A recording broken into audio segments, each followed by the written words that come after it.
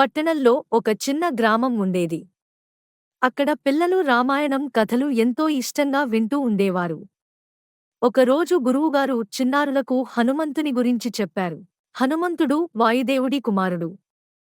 చిన్నప్పుడే ఆయనకి ఎన్నో శక్తులు ఉండేవి. ఒకసారి ఆకాశంలో సూర్యుడిని పండుగ అనుకుని తినడానికి ఎగిరిపోయాడు. దేవతలు ఆశ్చర్యపోయారు. తర్వాత ఆయన తన శక్తిని రాముని సేవకు శ్రీరాముడు తన భార్య సీతమ్మను రావణుడు తీసుకెళ్లినప్పుడు హనుమంతుడు లంక వెళ్లి ఆమెకు శ్రీరాముని రింగ్ ఇచ్చాడు. అక్కడ నుండి రావణుని సైన్యంతో యుద్ధం చేసి లంకను అగ్నిపెట్టి వచ్చాడు.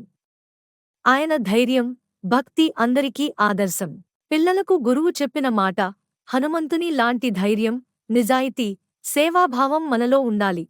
అందరూ హనుమంతుని హనుమాన్ అంటూ ముగించారు. ధైర్యం, భక్తి, సేవ మన జీవితంలో ముఖ్యమైన విలువలు.